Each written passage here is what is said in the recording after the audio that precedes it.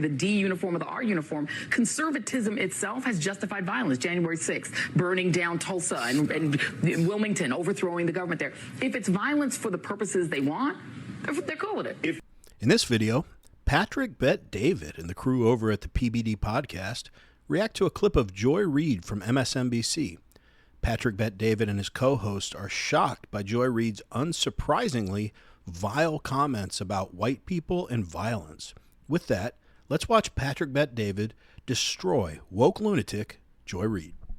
Joy Reid from MSNBC says conservatism itself justifies violence. Matter of fact, I think she can do a better job saying it than I just said it. Go ahead, Rob. Joyless.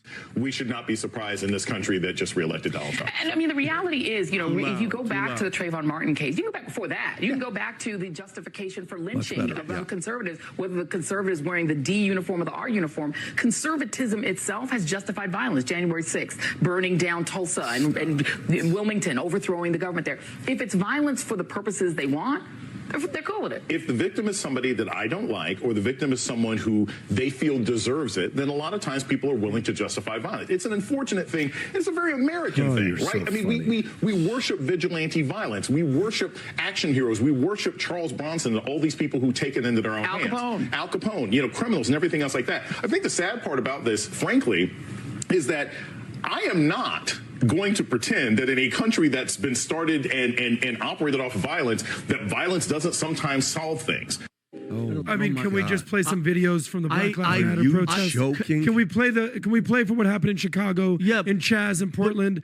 But just play some of those videos. You know what drives me crazy? Let's talk about that, Joy Reid. People like that. It's only. I don't wish it, but.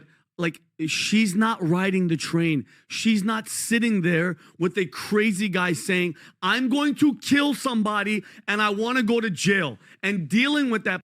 Yeah, Vinny highlighted a really important component of this whole ridiculous conversation there. I feel like a broken record saying it, but the liberal media elite are completely out of touch with the average American, the working class, you and me. They get to theorize about problems and issues that the public faces every day without ever really facing them. Like Vinny said, she's not riding a train. She doesn't have to worry about protecting herself in her home and having a firearm by the bedside because that's the safest option for you. You don't have, a gated community or security guards or bodyguards. And the fact that anyone is using the Daniel Penny case to make it a racial thing about white people being violent is really bananas. I mean, the left stoops to low levels all the time, but the dude is a hero. I'm sorry.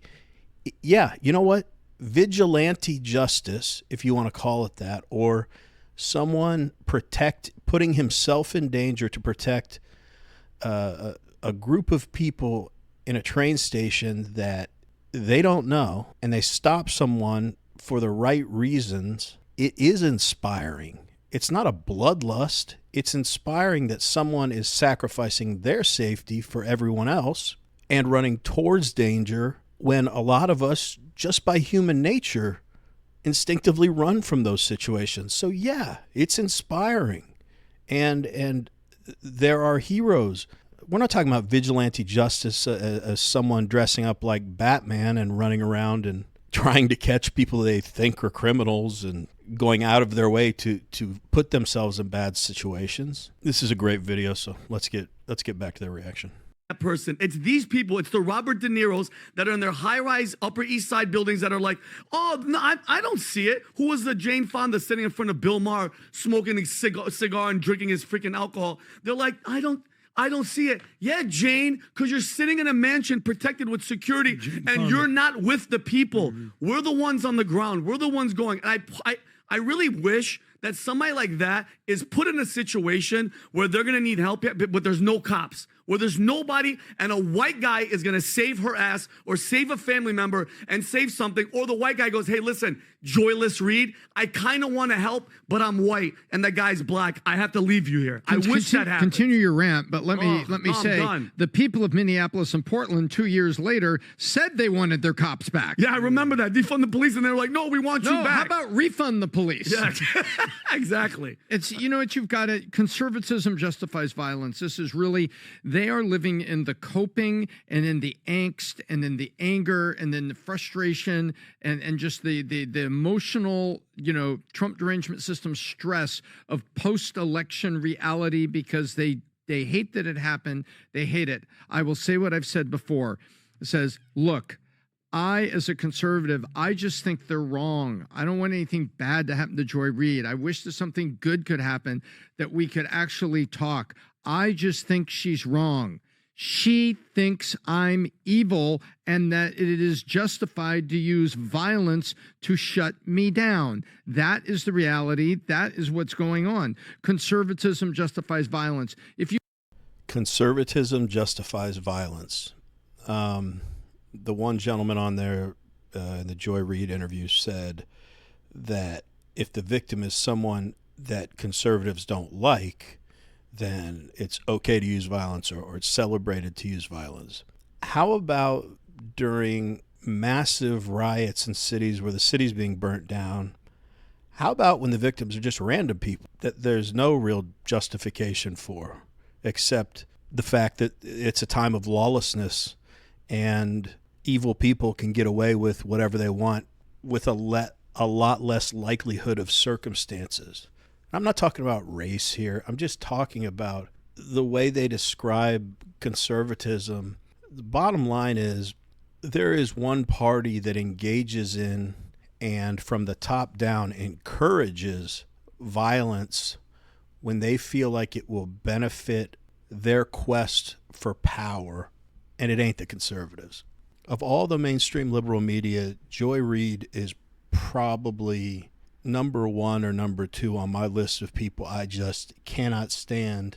But like Tom, as much as I can't stand her, and that's a lot, I don't hate anyone, and I don't want anything bad to happen to her. I wish she would wake up. But now, will I say nasty things about her when she pushes my patience to the limit? 100%. We could probably argue if that's appropriate or not, but I will say I don't have hate in my heart. And all of these people that I detest in the media, I don't want anything bad happening to them. It doesn't feel like the same sentiment is held by the other side. Let's get back to the video. You go the other way and you could say, well, liberalism is stealing with me through taxes. And you start going down those rabbit holes. It's bad. You end up in a place where people say, let's take up arms against our oppressor because they're stealing with us in tax. No. We have to come to moderated viewpoints in a civil society and move people's minds to a new level of understanding. And what they say is you're evil and you should die. That's what Joy Reid is saying. That's what MSNBC has allowed her to say. If it was going the other way, that person would be off the air in 5 minutes. And that's their point. Me, I don't hate Rachel Maddow. I think she's wrong. I don't hate Joy Reid. I think she's wrong. I actually like her hairdo. Her hair is getting there's a lot less of people. Trumpish. Well, she lives very economically. Doesn't spend a lot on hair. So the thing, and you know what? There's people that are on CNN. I think they're wrong and they annoy me. Do they annoy me? Yeah. Do they frustrate me? Yeah. But I don't want them dead. I don't want something bad to happen to them. I want them to come to understand why I understand what I understand. But they yell, they name call, they started cancel culture, not us.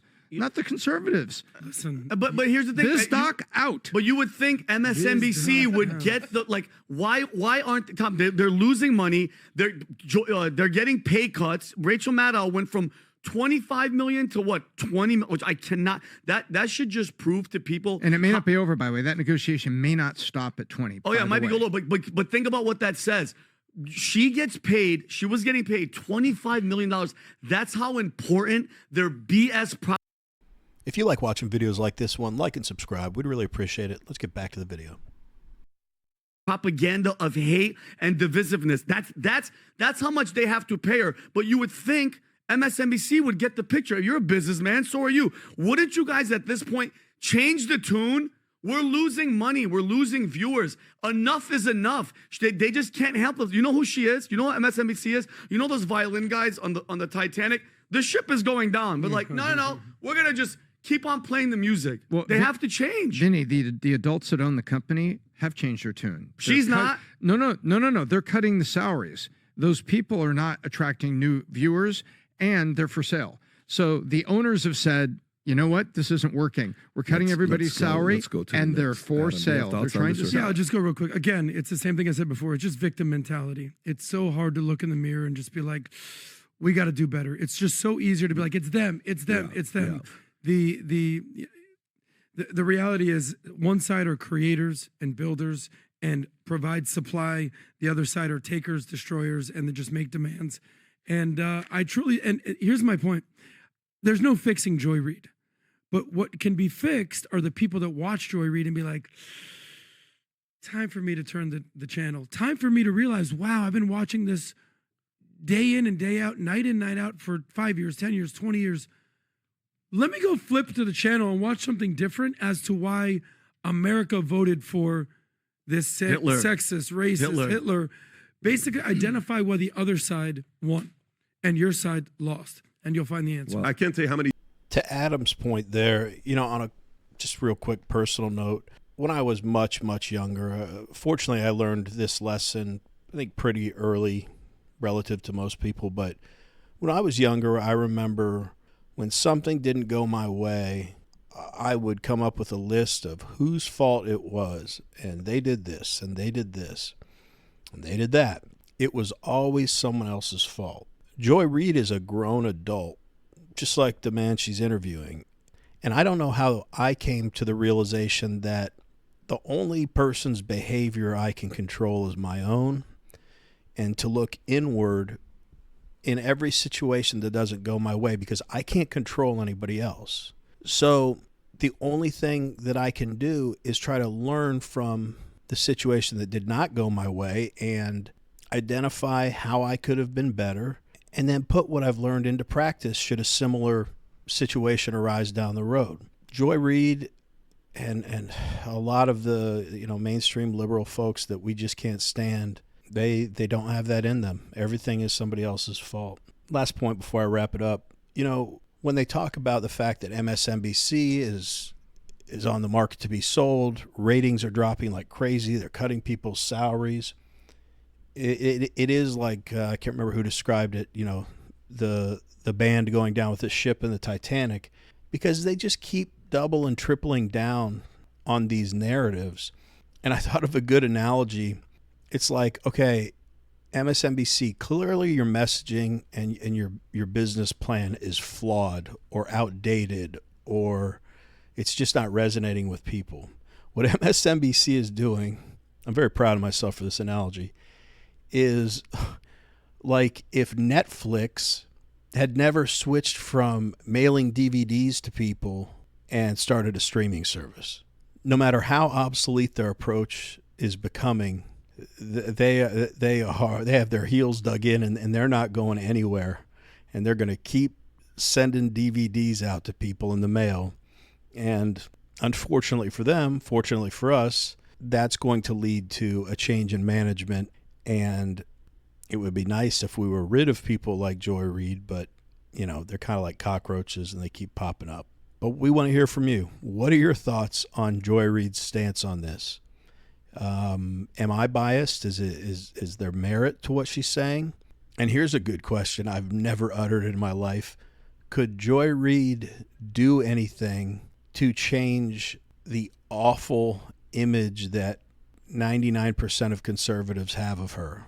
Could she ever redeem herself? Because Tom was saying, I just want her to see what I see and why I believe what I believe. So let us know in the comments. Anyway, that's it for this video. As always, we really appreciate you watching, and we will see you on the next one.